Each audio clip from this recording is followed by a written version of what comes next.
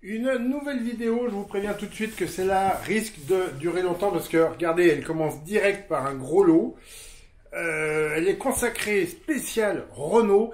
Il y en a quelques-unes que je vais vous présenter qui sont vraiment exceptionnelles. On commence tout de suite par ouvrir ce gros carton et je vais le poser là sur le côté pour être moins gêné et je vais me plonger dedans. Venez avec moi, je vous emmène en voyage dans le pays des Renault en miniature. Et on va commencer par regarder ce qu'il y a dans le carton. Vous voyez ce logo, dit Original Renault. C'est Renault authentique parce qu'on n'est pas capable de parler en français, j'imagine. Hein, c'est le marketing des années 90 qui revient. Il faut faire des trucs en anglais pour avoir l'air cool quand on ne sait pas quoi faire. Et donc, ce sont de magnifiques petites voitures en bois. Et ce qu'ils nous disent, parce que ça me fait vraiment penser à celle que j'avais acheté. J'avais acheté quelques jolis modèles en bois de la marque Rookie Rule, qui est un artisan français. Mais non, là, c'est marqué que c'est fabriqué en Chine. Voilà. Dessiné en France, mais fabriqué en Chine. C'est dommage. Il y a des artisans français qui font ça. Après, l'artisan, il en fait sans doute pas assez à la pelle pour que ça se vende pas trop cher. Du coup, c'est quand même un petit peu cher. Mais je me suis fait plaisir. Au départ, il y a un cadeau.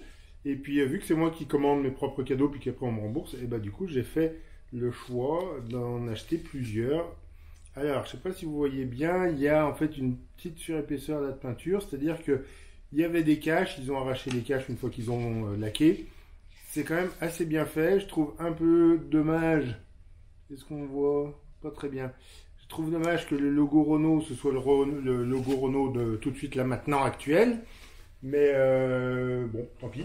Allez, pour les autres, on va aller un peu plus vite, on va les sortir de la boîte tout de suite. Hop! Là, après la Renault 4, la Renault 5 dans une bouille tout arrondie, on dirait presque une Daihatsu Charade plus qu'une Renault 5 en fait. On dirait ça fait un peu caricatural, je me souviens pas que les phares ressortaient à l'avant sur la Renault 5. Mais bon, là, je reconnais que le travail est quand même assez propre, hein. J'imagine que la découpe, c'est une commande numérique, une fraiseuse à 3 axes. Ça nous fait des choses pas trop mal du tout. Et si vous me connaissez, vous savez que j'adore les estafettes. Donc, puisqu'on est chez Renault, j'ai commandé une estafette. Je ne me souviens pas s'il y en a deux versions. Est-ce qu'il y a la version avec le toit normal et la version toit surélevé? Mais en tout cas, la toit surélevé, bleue et blanche, comme les Renault d'assistance rallye. Pourquoi pas? Voilà, avec la grille moderne, pas la première génération. Et ben voilà, c'est très mignon ça, moi j'adore. Et je pourrais presque en faire des courses. Faudrait que je les détache. Alors ils ont plein d'autres modèles. Je les ai pas tous achetés. La Renault 16 qui était la grande innovation pour le haut de gamme. Ah oui, pareil, là ils ont vraiment fait ressortir les phares et pas trop les pare-chocs. D'accord. On n'a pas exactement la forme des phares des premières générations, mais bon, on n'est pas ça près, je vous l'accorde. Il y a aussi la 4 chevaux qui est très bien partie, donc il n'y en avait plus quand j'ai commandé. La Dauphine, voilà, qui est mignonne, qui est toute arrondie, qui est rigolote. Voilà, les proportions sont un peu exagérées, mais encore une fois, on n'est pas à ça près. Ils ont des trucs un peu plus fous. Je crois que c'est plus cher, déjà 10 € de plus pour le camion porte-voiture. Voilà, qui a quand même une sacrée gueule. Est-ce que c'est vraiment... Là on s'éloigne encore un peu plus des proportions du modèle original. On a un truc qui est très large, qui est pas très haut, donc ça ressemble pas vraiment au camion de l'époque, mais encore une fois, c'est un jouet, on met ça sur l'étagère, c'est rigolo. Voilà, passons. Après, on a des fabrications de nos rêves récentes, avec, est-ce qu'il y a des choses écrites dessus? Pas du tout. Donc, on a le concept car Trésor, qui ne s'est pas manifesté dans aucun modèle réellement, si ce n'est peut-être la signature lumineuse de l'avant, et encore, c'est pas exactement ça. Ensuite, on a le concept car Symbiose, qui a donné la nouvelle Mégane, peut-être, je sais pas. Et enfin, on a la RS 2027 Vision, qui est donc moi, la façon dont ils envisageaient de faire une Formule 1, mais depuis, ça a changé de marque là, en Formule 1, mais qui est quand même un très chouette modèle. Et je pense que ça vaut le coup de le faire rouler sur des courses de Formule 1 si un jour j'arrive à reprendre les courses de petites voitures. Ensuite, encore une boîte, regardez ça. course d'auto et de billes. Je sais pas si ça vous parle, je me souviens quand j'étais gamin, enfin gamin ado, il y avait des gens qui faisaient les 24 heures du Mans avec des billes. Donc le principe est simple, j'ai une voiture d'une couleur et j'ai une bille d'une autre couleur, et en fait, ça c'est mon pion, et ça c'est mon dé, c'est-à-dire que je vais lancer, je vais faire rouler plutôt, je pense qu'il faisait rouler. Je vais faire rouler sur une piste de sable, hop, ça s'arrête là-bas, hop, je pose ma voiture à la place, et celui qui arrive derrière, pareil, il joue, hop, ah bah lui il a fait moins bien, donc il pose sa voiture seulement là. Voilà, et ainsi de suite, et on fait la course comme ça. Et oui, il y avait des gens qui faisaient les 24 heures du Mans comme ça, je ne sais pas si ça se fait encore, si vous connaissez des gens qui le font, bah moi ça m'intéresse de savoir. Donc parlez-moi dans les commentaires, ce serait sympa. Et un dernier achat à la boutique Renault Authentics, parce que voilà, ils prononcent ça à la française forcément. C'était les 50 ans de la Renault 5, et donc pour ça il y a quand même pas mal de trucs autour de la Renault 5 Turbo. C'est un carnet de notes tout simplement, que j'ai pas prévu de remplir avec des notes. Voilà, simplement je le trouve tellement mignon, et c'est assez doux là, le côté, je sais pas ce que c'est comme revêtement qui est un peu soyeux. C'est vachement agréable. Ça fait classieux. Et puisqu'on a terminé sur la Renault 5 Turbo, hop, je vire un petit peu le gros carton pour faire de la place. J'enchaîne avec une autre Renault 5 Turbo, qui est une vieille... alors qu'est-ce que c'est là? Radio Racer. Au moins ils ne se sont pas emmerdés sur le côté... on cherche une marque. Donc ça, c'était radio commandé. Ouais, j'ai bloqué sur radio contrôlé parce que je viens de le dire. C'était radio commandé, vous voyez que ça tourne que dans un sens. Alors, je n'ai pas la radio commande pour tester celle-là, mais j'ai souvenir que j'avais une voiture, moi c'était une Porsche 935 je crois que j'avais à l'époque, qui roulait comme ça, c'est-à-dire quand je la faisais avancer, elle roulait tout droit, et automatiquement pour reculer, hop, ça tournait les roues, et donc pour faire un virage à droite, il fallait avancer un peu plus loin, reculer pour que ça tourne, et ensuite repartir tout droit.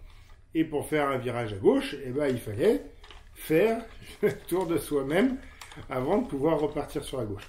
Voilà, trouvé dans une ressourcerie, du coup sans la télécommande, mais ça vaut le coup des fois de faire un petit passage dans les ressourceries. Celles qui sont autour de chez moi, pour l'instant j'ai rien trouvé, mais je ne désespère pas de trouver des choses sympathiques à l'occasion. Voilà, une première Renault 5 Turbo. Tiens, j'ai présenté des Neurev, et ben voilà, une R5 Turbo Neurev toute neuve, avec des décorations de rallye.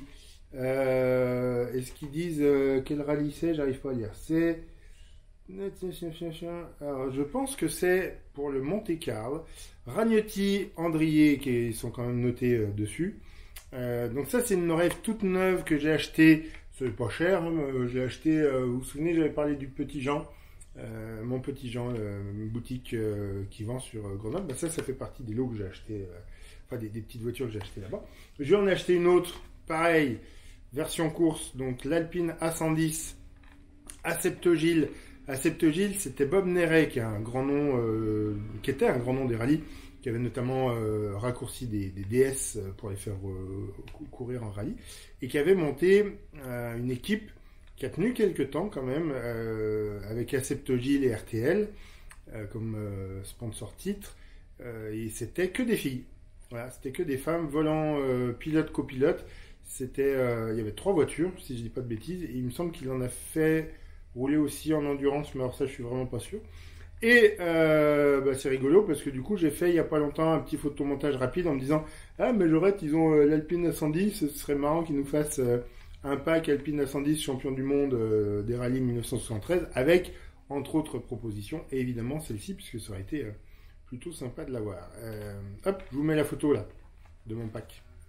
Oui, j'ai écrit A100 rallye au lieu de A110, ça va, je fais ça rapidement pour m'amuser, c'est pas... hein.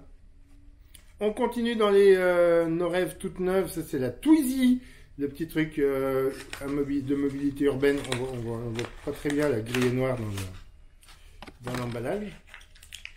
Donc voilà, la Renault Twizy, version non ouvrable, hein, c'est le truc, voilà, c'est rigolo de l'avoir, c'est pas cher, ça roule en même temps, hein, je veux dire, on pourrait faire une course de ça.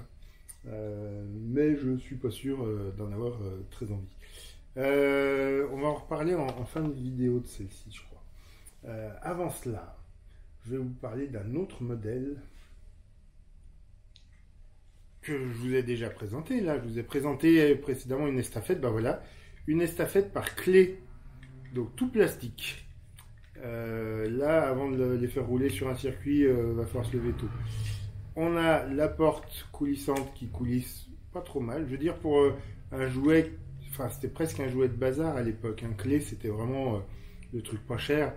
Donc voilà, très très bonne solution. Pas très solide évidemment, mais j'ai quelques estafettes clés en bon état. Celle-là, elle a une particularité. Vous voyez que c'était une EDF avec une échelle de pompier, j'allais dire, sur le toit. Du coup, je l'ai acheté assez cher pour ce que c'est.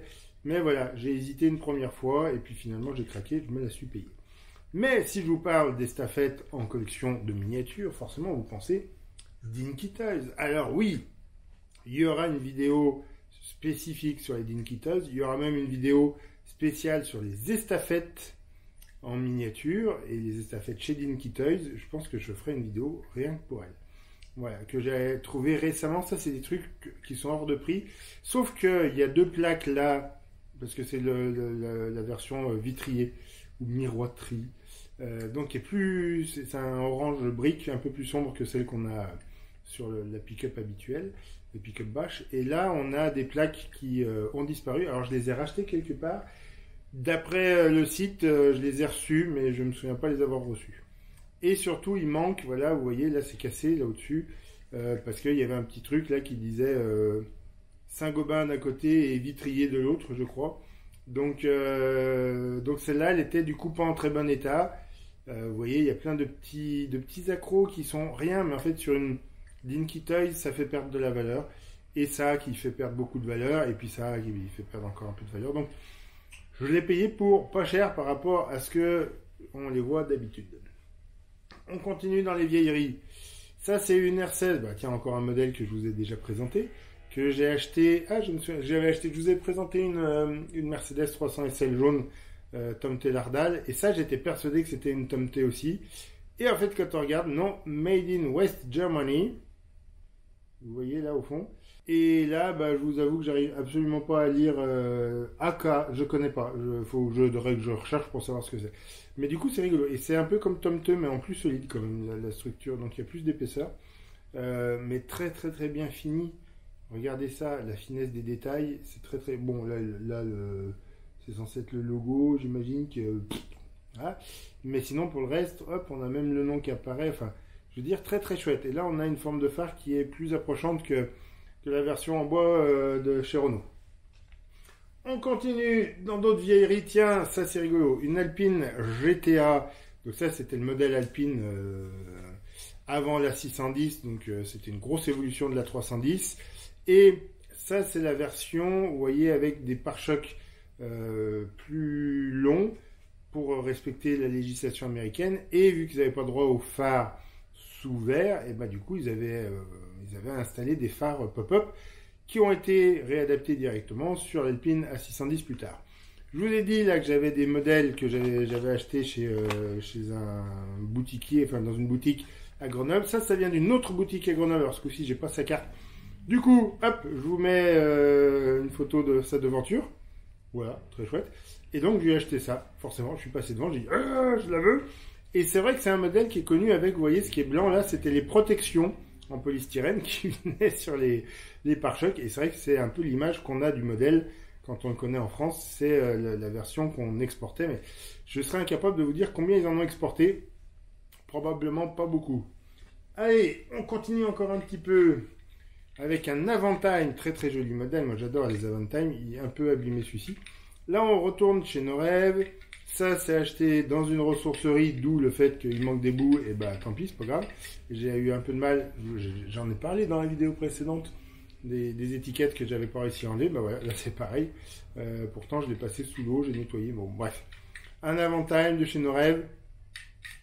On a des bruits comme dans une vraie, on n'a aucun ouvrant, mais bon voilà, c'est rigolo, ça présente bien, et puis ça fait joli sur une étagère Renault. Et maintenant, je vais vous présenter deux modèles qui à mon sens sont vraiment exceptionnels. Puisque je vous ai présenté l'Avantime qui était un dérivé de l'espace, je vais vous présenter un autre dérivé de l'espace. Pour les gens qui connaissent, dans les années 90, Barrault avait monté une école qui s'appelait l'Espera, qui existe toujours, mais plus tout à fait sous la même forme, qui a été intégrée à l'université, je crois, et qui présentait tous les ans au salon de Genève, en Suisse, des concepts, soit des concepts nés de l'idée un peu folle des mecs qui étaient là-bas, soit nés d'un partenariat. Et si je dis pas de bêtises, il me semble que Lazaret, que vous connaissez peut-être pour des véhicules totalement fêlés, il me semble bien avoir rencontré et discuté avec Lazaret sur le stand de l'Espera. Il faut que je vérifie et je vous le note là en dessous si je me trompe, mais il me semble que Lazaret a été étudiant à l'Espera de ce Barrault. Et donc il y a une année, ils ont présenté ceci, qui est donc tout simplement une espace, mais modifié. Et là, on a une miniature. Alors, vous voyez que c'est pas écrit. On a le nom de celui qui l'a. Alors, est-ce que c'est le nom de celui qui l'a assemblé ou est-ce que c'est le nom de celui qui a conçu le moule? Je ne sais pas, mais vu que c'est signé, je pense que c'est celui qui l'a assemblé. Et donc, si je ne dis pas de bêtises, c'est une mini style. Mais ça, je suis pas tout à fait sûr. Je vais vous en présenter une autre. Pareil, je pense que c'est une mini style. Là, on a carrément gravé le nom. Donc là, je pense que c'est le nom de celui qui a fait le moule. Là, on a un véhicule 1992 sur le mondial de l'auto de Paris. Il y a la Megatrack qui est présentée et la Twingo. Et à côté, Matra présente ceci. Et moi, gamin, je me disais, mais attends, pourquoi est-ce que Matra présente un concept de mini Renault pour la ville, alors que Renault présente justement sa super mini pour la ville, qui était la Twingo, avec en plus, vous voyez, les phares un peu globuleux, les formes arrondies, ça se ressemblait quand même vachement. Le concept de la Zoom, c'est que quand on est en ville, il n'y a pas beaucoup de place pour se garer, donc vous arrivez, hop, et pour vous garer, ça va se replier à l'arrière, donc en fait, les roues arrière vont se rapprocher, donc ça va relever la voiture, et hop, elle prend moins de place pour se garer. Ce qui m'intéresse surtout dans ce modèle, donc encore une fois, je pense qu'on est chez Ministyle, encore plus que dans celui-ci, c'est qu'on a là une réalisation artisanale, des petits artisans français, donc ça devait coûter un petit peu cher à l'époque, qui ont une réalisation, une qualité de fabrication qui se rapproche vraiment des standards industriels. Et je trouve, hop, voilà, les deux super mini citadines un peu folles de chez Renault.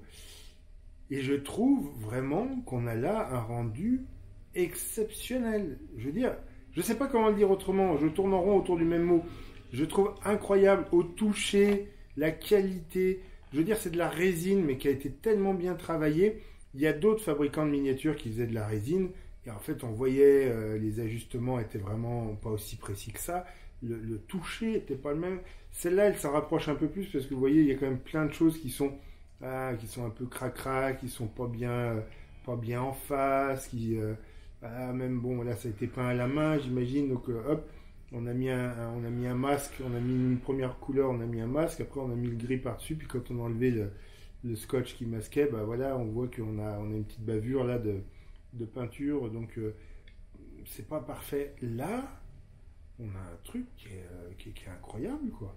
Alors en revanche, après, vous voyez, ça roule pas, hein, ça tourne pas, c'est pas pensé pour ça, les pneus tiennent pas très bien sur les jambes. Il y a plein de petits soucis quand même, après ça reste une fabrication artisanale.